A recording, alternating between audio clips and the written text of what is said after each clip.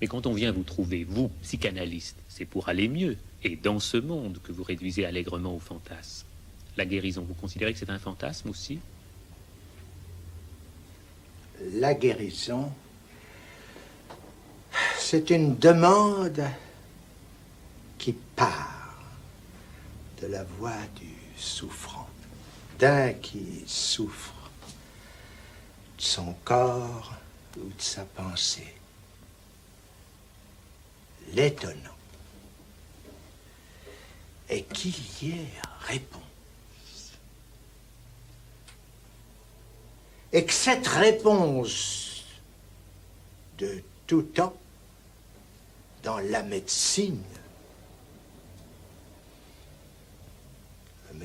ancienne tout au moins,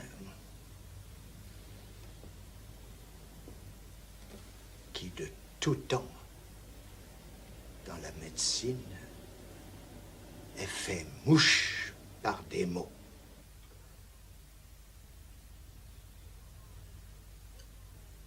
Comment était-ce avant que fût repéré l'inconscient?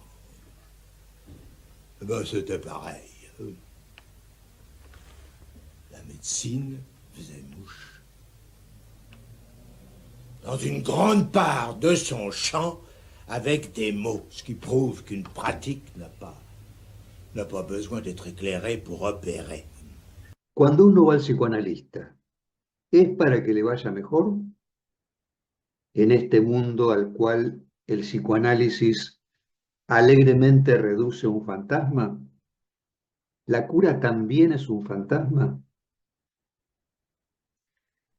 Lacan responde con tranquilidad y para referirse a la cura dice: la cura es una demanda que parte de la voz del sufriente, de la voz de quien sufre por su cuerpo o por sus pensamientos. Y aquí, de manera sorprendente, Lacan no se refiere, como uno podría suponer, solo a la cura analítica, sino que indica algo asombroso, y es que para esa demanda de cura, que parte de la voz del sufriente, siempre ha habido una respuesta, incluso antes que se descubriera el inconsciente. Lacan mismo se pregunta, ¿cómo era antes del descubrimiento del inconsciente? Y él mismo se responde, era parecido. Y aquí, para nuestra sorpresa, Lacan hace una referencia a la medicina, la cual nos dice, al menos la medicina antigua, siempre dio en el blanco por las palabras.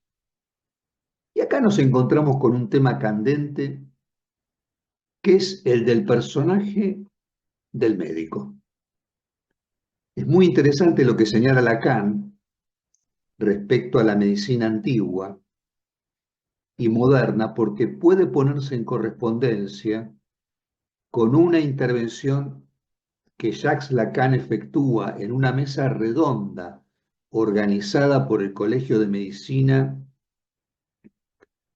el 16 de febrero de 1966 en el Hospital de la Salpêtrière, un hospital que tiene su historia por otra parte, para nosotros, quienes nos dedicamos al psicoanálisis.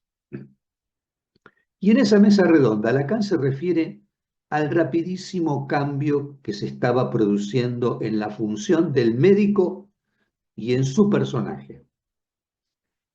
Interesante advertir que se refiere al personaje del médico como un elemento importante de la función médica. Y así como en este pasaje de televisión, Lacan hace una muy breve referencia a la medicina antigua, en esta intervención de 1966 en la Salpêtrière, ahonda un poquito más sobre cómo en el curso de la historia la función del personaje del médico había mantenido una gran constancia en sus atributos. Y así había sido hasta mediados de la década del 60 del siglo XX. Y lo que señala Lacan es que la práctica de la antigua medicina había tenido un acompañamiento doctrinario y no científico. E incluso, aun cuando la doctrina podía invocar a la ciencia, eso no volvía más científica a la doctrina médica. En este sentido, las doctrinas científicas invocadas en la medicina antigua eran siempre la recuperación de alguna adquisición, pero con un retraso no menor de 20 años. Y esto fue así hasta mitad del siglo XX. Lacan nos comenta que si uno considera la historia de la medicina a través de las épocas, el médico, el gran médico, era una persona de prestigio y autoridad. Así lo podemos recordar quienes tenemos ya determinada edad y hemos tenido contacto con ese médico que era una persona prestigiosa y con autoridad y doctrinaria. Pero la medicina, a partir de mediados del siglo XX, entra en su fase científica, en tanto surge un mundo que en lo sucesivo exige condicionamientos necesarios en la vida de todos. Y esto en la medida que la presencia de la ciencia incluya a todos en sus efectos. Lo que va comentando aquí Lacan es cómo el médico, ya no el médico antiguo, sino el médico moderno, se encuentra enfrentado con problemas nuevos. Y esto en la medida que comienza a exigírsele al médico moderno que sirva ya no tanto a la demanda de los pacientes, sino a las condiciones del mundo científico. Al estar dotado ahora, este médico moderno, con nuevos poderes de investigación y de búsqueda, que justamente el mundo científico le ha otorgado, y por otra parte, con la consecuencia de que este médico ya no tiene nada de privilegiado ni prestigioso en esa jerarquía de un equipo de científicos diversamente especializados en diferentes ramas científicas.